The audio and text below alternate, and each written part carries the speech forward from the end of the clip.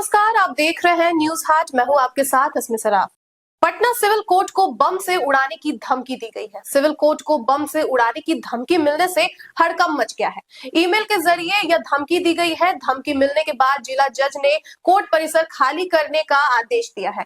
आनन फानन में पूरे कोर्ट परिसर को खाली कराया जा रहा है। पीरबहोर थाना की पुलिस भी मौके पर पहुंच चुकी है। इधर दानापुर व्यवहार न्यायालय को भी खाली कराने की सूचना मिली है। कोर्ट परिसर खाली होने की वजह से सारा काम बाधित हो गया है। जिला जज की तरफ से जारी आदेश में कहा गया है कि ईमेल के जरिए 3 RDX IED के जरिए सिविल कोर्ट पटना को उड़ाने की धमकी दी गई है। इसे DBA के सभी सदस्यों को सूचित किया जाता है कि वो कैंपस को खाली कर दे।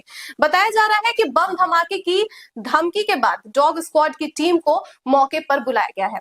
डॉग स्क्वाड की टीम कोर्ट परिसर की छानबीन में जुटी है। जज और वकील सभी ने कोर्ट को खाली कर दिया है। आपको बताना जरूरी है कि यह पहली बार नहीं है कि पटना सिविल कोर्ट को बम से उड़ाने की धमकी मिली है। इससे पहले भी पिछले साल कई बार ऐसी धमकियां मिल चुकी है, जैसे कि 29 अगस्त को पटना सिविल कोर्ट को बम से उड़ाने की धमकी मिली थी। यह धमकी ईमेल के जरिए गुरुवार को दी गई थी, जिसमें कहा गया था कि कोर्ट रूम और कोर्ट परिसर को RDX विस्फोट वाले 4 IED बम प्लांट किए गए हैं। जज को शुक्रवार दोपहर 2 बजे तक बाहर निकाल ले। पटना पुलिस ने इस संबंध में सूचना मिलते ही कोर्ट परिसर की सुरक्षा बढ़ा दी थी और सघन तलाशी अभियान भी शुरू कर दिया था।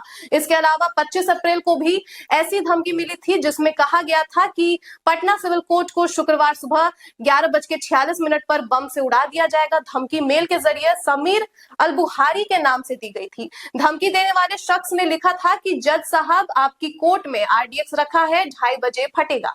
धमकी के बाद कोर्ट की सुरक्षा बढ़ा दी गई थी। डॉग स्क्वाड की टीम भी जांच के लिए पहुंची। मौके पर एंटी टेररिस्ट सपोर्ट की टीम भी जांच कर रही थी। धमकी के बाद पटना सिविल कोर्ट को बंद किया गया था। आसपास की सारी दुकानें भी बंद कराई गई थी। बाहर से एंट्री पर भी रोक लगा दी गई थी और काम ठप पड़ गया था। इसी कड़ी में आपको बता दें कि किशनगंज और गया जी सिविल कोर्ट को भी RDX से उड़ाने की धमकी मिली है और लोगों में डर का माहौल है। चारों तरफ अफरा तफरी मची हुई है। आनन फानन में पूरे कोर्ट परिसर को खाली कराया जा रहा है। डॉग स्क्वाड की टीम को मौके पर बुलाया गया है। डॉग स्क्वाड की टीम कोर्ट परिसर की छानबीन में जुटी है। सिर्फ पिछले साल ही नहीं, आपको बता दें कि 2024 में भी यही हाल था। 5 जनवरी 2024 को पटना हाईकोर्ट को बम से उड़ाने की धमकी दी गई थी। यह धमकी ईमेल के जरिए भेजी गई थी। इसके बाद एंटी टेररिस्ट स्क्वाड को भी बुलाया गया था। टीम ने स्निफर डॉग्स की मदद से हाईकोर्ट कैंपस की जांच की थी। हालांकि कोर्ट परिसर में संदिग्ध वस्तु नहीं मिला था। धमकी मिलने के बाद ATS शाम 4 बजे कोर्ट के अंदर गई थी और 2 घंटे सर्च किया था। सर्च टीम जांच करने के बाद रिपोर्ट SSP को सौंपी थी। तो जब भी ऐसी धमकियां मिली है, अक्सर ये फिजूल ही पाई गई है। पर ऐसी धमकियां मिलने पर जाहिर सी बात है कि प्रशासन अलर्ट हो ही जाती है, क्योंकि कोई रिस्क नहीं लिया जा सकता। अब देखना यह है कि इस बार भी जो पटना सिविल कोर्ट को बम से उड़ाने की धमकी मिली है, इसमें कितनी सच्चाई है। आपको बता दें कि ऐसी धमकियां समाज में डर और तनाव का माहौल पैदा करती है, साथ ही कानून व्यवस्था के लिए भी गंभीर चुनौती बन जाती है। बम या किसी भी तरह की हिंसा की बात करना न सिर्फ गैर कानूनी है, बल्कि से आम लोगों की सुरक्षा पर सीधा खतरा मंडराने लगता है।